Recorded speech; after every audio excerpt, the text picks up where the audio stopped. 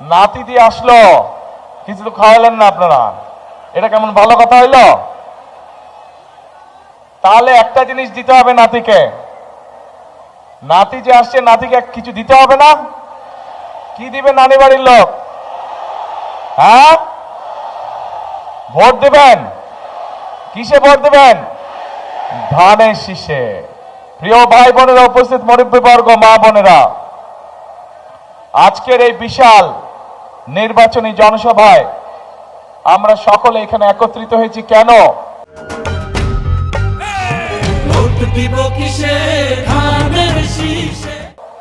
একত্রিত হয়েছি আমরা এই যে সামনের 12 তারিখে যে নির্বাচন অনুষ্ঠিত হবে, সেই নির্বাচনে বহু বছর পরে এই বাংলাদেশের মানুষ তাদের রাজনৈতিক অধিকার প্রয়োগ করবে। এই যে বললাম, এই মঞ্চের পাশে 13টি পরিবারের সদস্য এখানে বসে আছে। এই মানুষগুলোর স্বজনরা এই অধিকার অর্জনের জন্য, বাংলাদেশের মানুষের অধিকার অর্জনের জন্য নিজের জীবন উৎসর্গ করেছিল। গত 16 বছরে আমাদের বহু নেতাকর্মী অত্যাচার নির্যাতনের শিকার হয়েছিল বাংলাদেশের মানুষের এই রাজনৈতিক অধিকার অর্জনের জন্য। আজ আমাদের সামনে এই আল্লাহর রহমতে এই সুযোগ এসেছে।